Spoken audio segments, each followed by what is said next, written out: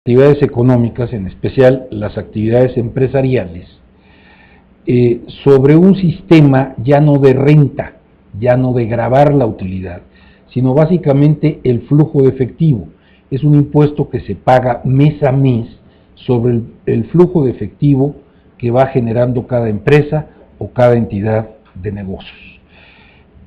Obviamente la estructura del YETU, y ahí se tuvo mucho cuidado en la forma de regularlo,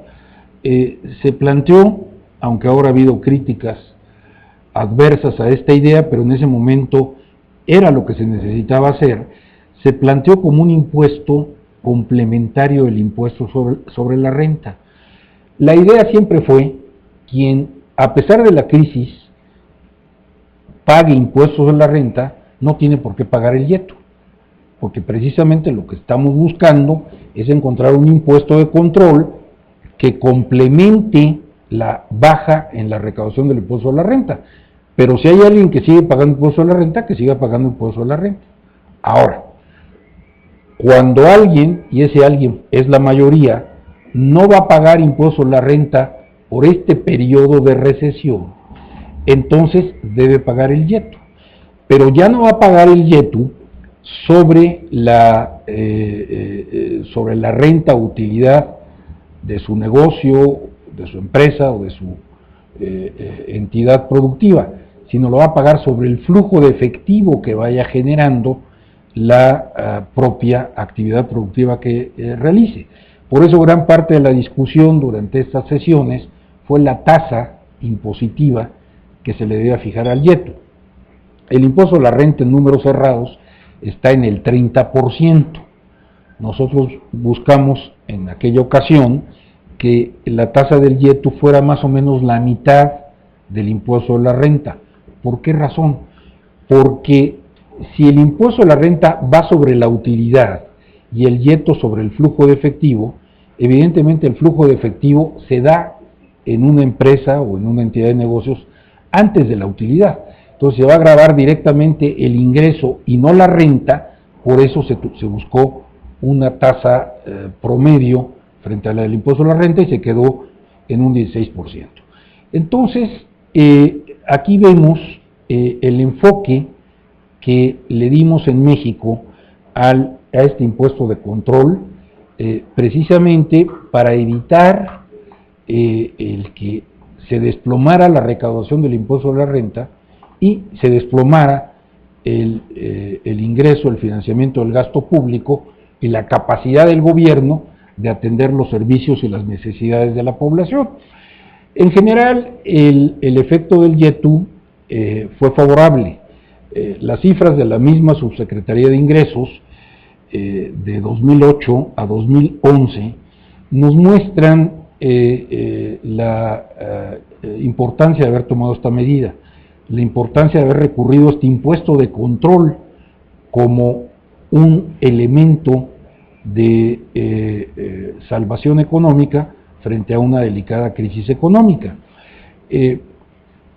No se lograron, se habían trazado ciertas metas recaudatorias que no se han alcanzado, pero de cualquier forma sí se compensó lo que hubiera sido la baja del impuesto a la renta. En los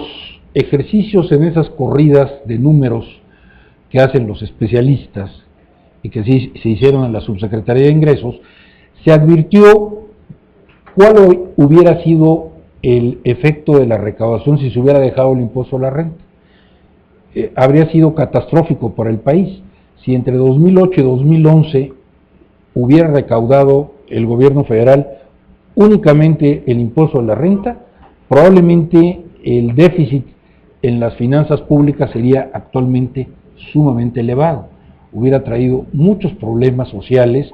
hubiera traído muchos problemas económicos y hubiera obligado al gobierno mexicano a endeudarse en una época de recesión, que es una de las peores cosas que se pueden hacer. Entonces, esa misma corrida económica del impuesto a la renta, pero ya con el YETU, demuestra que a través del YETU, sin que haya alcanzado las metas recaudatorias que se fijaron en un principio, sí evidentemente compensó la pérdida en la recaudación del impuesto a la renta y es gracias a eso que ahorita, en el año de 2012, a pesar de que el entorno económico internacional es muy difícil, en México estamos viviendo una situación en donde no tenemos problemas económicos graves como país. Yo entiendo que socialmente existen muchos problemas, muchas desigualdades, muchas faltas de oportunidades, pero esta situación sería mucho peor si no hubiéramos recurrido a este instrumento del YETU, que como impuesto de control nos demuestra que en las épocas de recesión, en las épocas de falta de crecimiento económico, se tiene que recurrir a alternativas tributarias, alternativas de recaudación, en países particularmente con los problemas de rezagos sociales, de desigualdades económicas, como las que tenemos en México, para por lo menos equilibrar las finanzas públicas y evitar un colapso en la capacidad económica del gobierno para darle a la población los servicios básicos, atender las necesidades básicas de la población, que aunque en México estamos muy lejos de haber logrado un nivel ideal en lo que a esa cuestión de satisfacción de servicios públicos y sociales se refiere, de cualquier manera esta época de recesión nos hubiera llevado a una situación todavía peor de la que estamos, y en alguna medida ha atenuado esos efectos negativos el haber creado un impuesto de control como el YETU, que actualmente funciona como un factor de equilibrio de las finanzas públicas y de la recaudación fiscal en nuestro país. Ahora bien, eso no quiere decir que no haya muchas críticas al YETU. El YETU, precisamente por ser un impuesto de control que no grava la productividad, que no grava el éxito económico, sino que grava el ingreso, el flujo económico que cualquier empresa o entidad de negocios va generando mes a mes, pues tiene muchas inconformidades,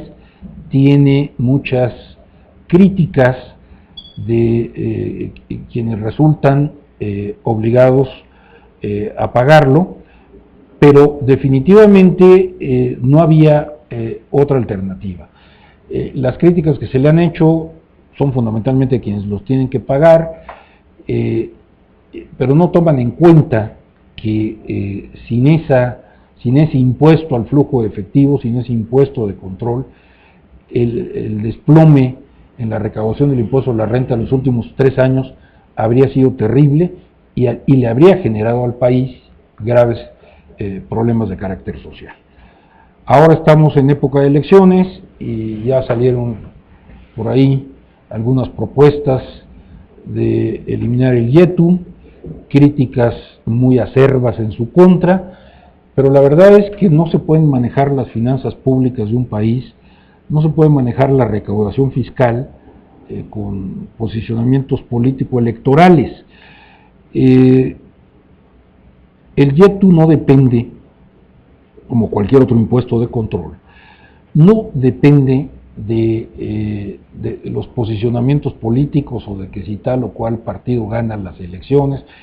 El YETU depende de la situación económica, y no solamente nacional, sino internacional. En el momento en el que se termine esta etapa de recesión y se inicie un periodo de recuperación, en ese momento el YETU se puede derogar y volver al anterior régimen del impuesto a la renta, porque así fue precisamente en este grupo de análisis tributario legislativo, con ese entonces presidente de la Comisión Hacienda del Senado, Gustavo Madero. Fue exactamente la idea que planteamos, y se la planteamos también al subsecretario de Ingresos, el doctor González Adaya. Le dijimos, vamos a trazarlo como un impuesto de control, pero también como un impuesto de crisis, para que en el momento en el que, saliendo de esta crisis, iniciándose una etapa ya consolidada de recuperación económica, se elimine el YETU y quede el impuesto a la renta como un régimen general, que era el que se tenía con anterioridad a 2008. Pero aquí lo que es muy peligroso es que la vigencia del YETU esté condicionada a situaciones económicas y a planteamientos de determinados candidatos o partidos políticos, porque la economía no se puede manejar a base de posicionamientos políticos. La economía tiene una dinámica propia que en muchos aspectos es ajena a la política. Entonces, mientras no vivamos una etapa de franca recuperación económica, las últimas cifras de la economía de los Estados Unidos, que es lo que se refleja inmediatamente en la economía mexicana, muestran una tendencia hacia la recuperación, pero todavía no es definitiva, todavía no está consolidada. Entonces, mientras eso no suceda y no tenga un reflejo equivalente en la economía mexicana, eliminar los impuestos de control como el YETU me parece que sería una aberración de carácter fiscal y de carácter económico. Pero básicamente aquí lo importante de esto es entender cómo operan estos impuestos de control y el papel que juega el YETU, que a veces no se entiende dentro del sistema fiscal mexicano. Está jugando un papel muy importante, por lo menos durante este periodo de crisis, que ya va para 4 años y que amenaza todavía con prolongarse algún tiempo más, y entonces fue una medida que se tuvo que adoptar para hacer frente a la situación económica que estamos viviendo. Ahora bien, las críticas al YETU pues son en algunos aspectos justificados, porque curiosamente el manejo de este periodo de recesión, que además de México ha abarcado fundamentalmente a los Estados Unidos y a Europa, en especial a los países que integran la Unión Europea, en donde están viviendo una crisis económica todavía más severa que la que está viviendo los Estados Unidos, sus reacciones han sido todavía mayores que las que estamos viviendo en México. O sea, aquí de pronto oímos las declaraciones de algún candidato a la presidencia: si yo soy presidente voy a acabar con el YETU porque afecta la actividad empresarial y el crecimiento de la economía. No saben ni de lo que está hablando. En realidad, la medida que se tomó aquí en México fue muy prudente, fue muy meditada y se hizo simple y sencillamente para salvar el financiamiento del gasto público durante este periodo de crisis económica. Pero si vemos, por ejemplo, lo que están haciendo los países de la Unión Europea, nos vamos a encontrar con un escenario mucho peor que el que tenemos en México. ¿Por qué razón? Si ustedes han leído los periódicos, han escuchado las noticias de los últimos meses, se sabe que la Unión Europea, que fue un proyecto encaminado a hacer de Europa unida una potencia del tamaño de los Estados Unidos o de China, de pronto ha entrado en crisis. La gran Unión Europea de pronto empezó a resquebrajarse. Los países de menor desarrollo económico dentro de la Unión Europea, como Grecia, Italia, España, Portugal e Irlanda, se desplomaron financieramente por una serie de malos manejos económicos y se quedaron solamente los países fuertes de la Unión Europea sosteniendo a todo el aparato económico, que básicamente son dos: Francia y Alemania, con cierto apoyo de parte de Holanda y de Bélgica, pero de ahí en fuera el resto de los países de lo que se conoce como la eurozona, pues están en una situación de crisis económica terrible. Entonces, Europa está en medio de una recesión como no había tenido en muchos años, y lógicamente se tienen que tomar las medidas fiscales para hacer frente a esa recesión, y entre esas medidas está el establecimiento de impuestos de control. Nada más que los impuestos de control en Europa han tenido un efecto mucho más regresivo para la actividad económica y empresarial que el YETU. Y les voy a poner 2 ejemplos de los impuestos de control que se están manejando ahorita en la Unión Europea. La primera medida que tomaron fue subir el IVA, el impuesto al valor agregado. Para que tengan ustedes una idea de a qué niveles está el IVA en Europa, mientras en México tenemos un IVA del 15%, en Europa las tasas del IVA en los países de la eurozona están fluctuando entre el 20 y el 30%. Hay países como Dinamarca en donde el IVA es del 30%.